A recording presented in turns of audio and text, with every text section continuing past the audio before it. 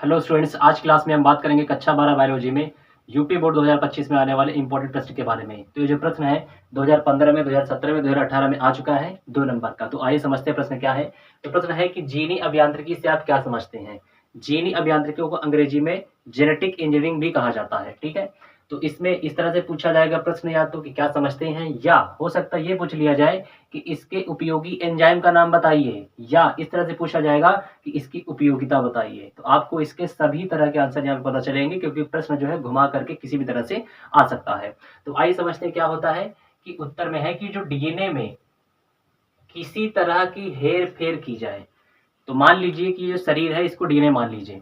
अब इसमें कुछ हेर फेर का मतलब क्या है, अदला बदली कुछ भी किया जाए। मान लेते हैं कि उंगली को हटा करके कान के पास लगा दिया जाए और कान को हटा करके यहाँ पे लगा दिया जाए, तो ये क्या कर दिया गया, हेर फेर कर दिया गया, अदला बदली कर दी गई।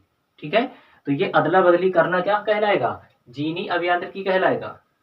यानी किसी चीज को चेंज कर दिया जाए और उसकी जगह दूसरा कुछ ले आया जाए, तो या तो इसको हम कहेंगे जीनी अभियांत्रिकी, हेर फेर। और वो भी यहाँ पे स्पेशली कहाँ कहा जा रहा है, डीएनए में कहा जा रहा है। ये समझाने के लिए बताया गया है कि बॉडी में ऐसा चेंजमेंट कर दिया गया, लेकिन चेंजमेंट कहाँ किया जा रहा है, एक्चुअल में डीएनए में किया जा रहा है। तो उसको हम क्या कहेंगे, जीनी अभियांत्रिकी।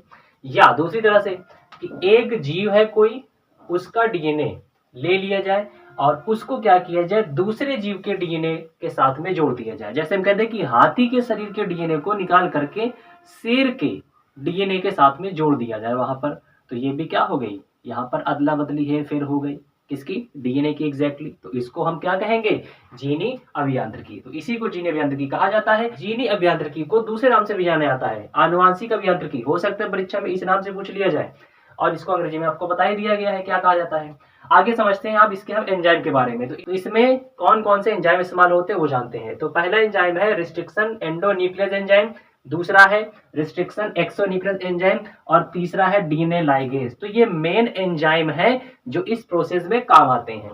आगे समझते हैं कि जो जीनी अभियांत्रिकी है, इसका प्रयोग जो है हम कहाँ करते हैं। इसका इस्तेमाल कई तरह के रिसर्चेज में किया जा रहा है, खोज में किया जा रहा है। ठीक है, कई तरह की मेडिसिन बनाने में, ट्रीटमेंट में, इन सब में इस्तेमाल किया जाता है इसका। और इन सब का जो मेन लक्ष्य है वो क्या है, मानव का कल्याण। नई नई तरह की दवाइयां बनाई जाए, डिजीज को खत्म किया जाए।